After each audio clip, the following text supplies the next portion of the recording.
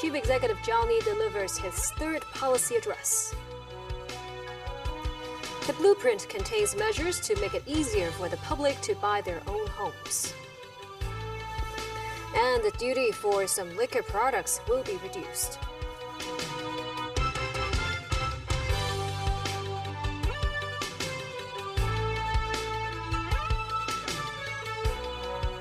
Good evening, and thank you for joining us. Chief Executive John Lee delivered his third policy address at the Legislative Council today. The policy blueprint is themed Reform for Enhancing Development and Building Our Future Together, with a focus on buoying the economy, easing housing woes, wooing talent, and improving people's livelihood. The cover of this year's policy address continues to be green. John Lee began his speech noting Beijing's resolution adopted at the Chinese Communist Party's third plenum in July, which called on Hong Kong to fully harness the advantages of one country, two systems. Lee proposed setting up working groups dedicated to 4 areas. They include education, technology and talent, developing low-altitude economy, tourism and the silver market. On the housing front, new regulations on substandard to subdivided units and plans to relax restrictions on residential mortgage. Duties for liquor with an import price of over $200 are lowered from 100 to 10%. More support measures on the way, too, to the elderly and their carers. Eligible seniors can receive subsidies to retire in care homes in Guangdong. The university list under the Top Talent Pass scheme is set to be extended and expanded, with visa periods extended from 2 to 3 years. Housing and property are among the key issues in John Lee's policy address. The chief executive said the Hong Kong Monetary Authority is relaxing the loan-to-value ratios of property mortgage loans, which would make it easier for people to buy a flat. Meanwhile, under the new capital investment entrance scheme, property investment of over $50 million by applicants will be counted towards the total capital investment. Timothy Lee tells us more. In his policy address at the Legislative Council, Chief Executive John Lee made repeated references to property-related issues in the city. I do want to help people to buy their own flats if they can afford it. And from a lot of opinions which I receive in the consultation, the desire of Hong Kong people to buy their own flats continues to appear very strongly. Under the latest property measures, the maximum loan-to-value ratio for all residential properties will be adjusted to 70%. The mortgage payment-to-income ratio will be adjusted to 50%. The same applies to non-residential properties, with mortgage payment-to-income ratio rising from 40% to 50%. The Hong Kong Monetary Authority said the measure brings the loan-to-value ratios back to 2009 levels, emphasizing that the HKMA still has sufficient buffers to handle market fluctuations. Meanwhile, under the new capital investment entrance scheme, applicants are allowed to invest in residential properties provided that the transaction price of a single property is above $50 million. A portion of the investment could be counted towards the minimum investment threshold, subject to a cap of $10 million. They feel this is a place where they will get their, whatever dream business or, where they feel more secure with their family. And if someone has that amount of money, then definitely. But not all share the same view. Seems a bit high to me. I think they need to lower it now. That's a lot. Even for France, it's quite high, actually. So, yeah, we're quite surprised, actually, seeing the numbers. Many people have set the minimum property price of $50 million under the new capital investment entrance scheme is far too high. Some have said similar measures have been adopted in other countries with a far lower price threshold. Timothy Lee, TVB News. The plight of tenants at subdivided units has been a long-standing problem in Hong Kong. With that, Chief Executive John Lee is proposing new laws to regulate the city's 110,000 subdivided flats.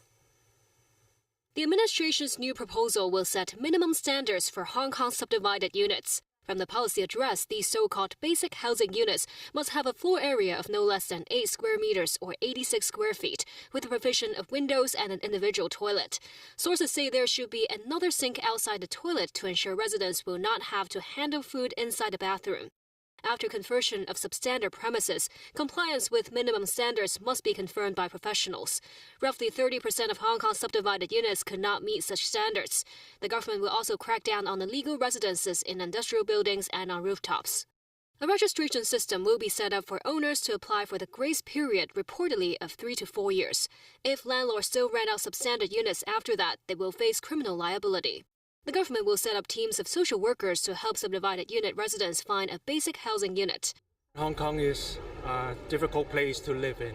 We know there will be steps that are being taken by the government, and we have to give them enough time to prepare and to allow the legislation to pass through.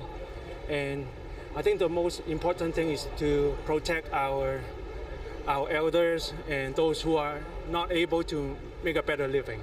If they're going to do that, which is good, they need to make housing more accessible for the general population. While the minimum size of the basic housing units is just about 2/3 of a regular car park space, some are worried the move might be endorsing such shoebox living environments. It's not to make what is illegal now legal. And we make this policy knowing that it is a difficult matter. That is why I hope it will be thoroughly debated in LegCo so that we can enhance it. We also want to ensure that this new system will be able to tell the market, which in some way need to exist by the sheer evidence that over 110 households are living in these accommodations. This Sham Shui Po apartment has a total of 18 tenants. The monthly rent of this bed space is about $2,500, inclusive of utilities. While many citizens find the government's policy to regulate these subdivided units a good step forward, as many of the units are plagued by safety and hygiene issues. Some tenants told us that they are worried they might not be able to find other accommodation options that are as affordable. Mr. Wong has lived here for 4 years. He's worried that after the regulation takes effect, monthly rents can double to the tune of $5,000. He hopes the government can roll out more light public or transitional housing units for people like him before activating the regulation. New measures will be introduced to fight the abuse of rental public housing. Reports that people who report abuse cases could earn a reward of $3,000 starting in January.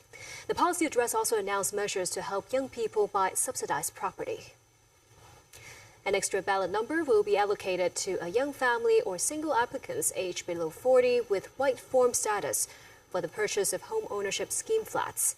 To support young people with a place to live, the Housing Authority will also distribute 1,500 extra quotas for applicants below the age of 40. The policy blueprint also includes measures to bolster Hong Kong's tourism sector. The city leader said Beijing is studying the SAR government's proposal to step up visas for mainland visitors. They include a resumption of a multi-entry arrangements for Shenzhen residents. Starting today, the criteria for multi-entry visas will relax for people from Cambodia, Laos, and Vietnam, with the validity period extended from 2 to 3 years. To attract Middle Eastern tourists, plans are afoot for more Arabic language information at the airport with lists of halal restaurants. An interdepartmental working group will be set up to develop and identify new tourist attractions. Apart from the yacht economy, with the city's 6 pandas, the government will boost panda tourism as well as the horse racing economy. The Jockey Club said it will start discussions with the government. It noted the club received 93,000 tourist arrivals in season 23 to 24. The chief executive announced that duty on liquor with an import price of more than $200 will be reduced from 100% to 10% for the portion above $200. The new measure takes effect today. Memo Sengai reports. In his policy address, Chief Executive John Lee announced the latest policy on liquor tax. The city already has zero duty on wines. Starting today, reduce the duty rate for liquor with an import price of over $200 from 100% to 10% for the portion above $200, while the duty rate for the portion of $200 and below, as well as liquor with an import price of $200 or below, will remain unchanged. The CE said the measure aims to enhance liquor trading and the development of tourism and upscale dining venues. Languifong is often seen as a hotspot for bars, restaurants, and clubs. Alan Zeman, the chairman of Languifong Group, gave his view on the policy. The clubs will do much, much better because, the club business is all about drinking, especially for attracting many tourists that come to Hong Kong. In the past, wine was down. It made liquors seem very, very expensive. And I think that there's been a good trade-off between the low-end product and the higher-end product. Above 200, you get the higher-end spirits. Tourists can compare it to their home place where they come from. The lawmaker representing medical and health services hopes the new spirits prices will not encourage heavy drinking. Whatever we are doing today, we are not suggesting that people should drink more. The message is clear.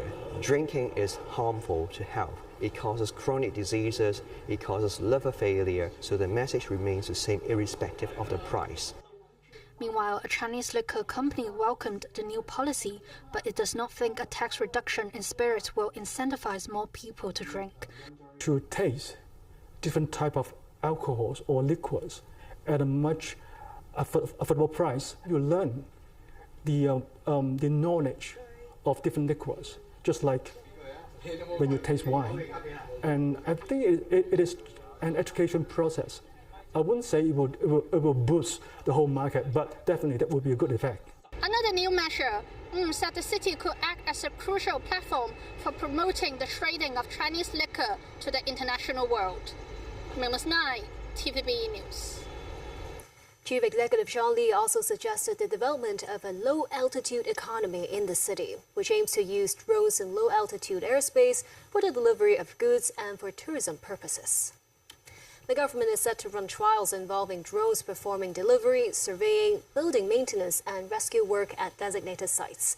Authorities will also consider amending existing regulations on the weight of drones and beyond line-of-sight flying activities. The government will set up a working group to facilitate the development on the low-altitude economy.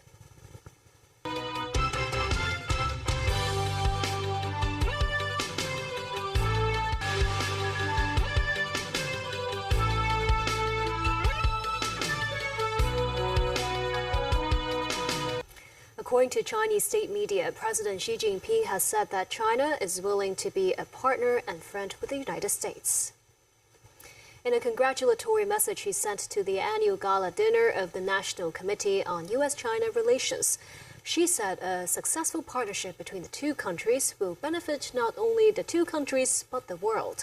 He noted that ties between the two powers are among the most important in the world. They have disagreed over Taiwan, global wars, and trade restrictions. Xi continued that China has always believed the success of China and the United States is an opportunity for each other. 3 men have been found guilty of attacking police officers and common assault after they squirted police officers and journalists with water guns. The incident happened in April last year during a Thai-style water splashing festival in Kowloon City. The ruling was handed down in Kowloon City Magistrates Court today. The 3 defendants, surnamed Tsang, Ip, and Yun, were aged between 26 and 32. The trio were accused of assaulting 3 police officers and 3 TVB journalists in South Wall Road. The judge found the 3 men guilty on all charges, adding their behavior is outside of the acceptable conduct of the Songkran Festival. And that's the news. Thank you for watching.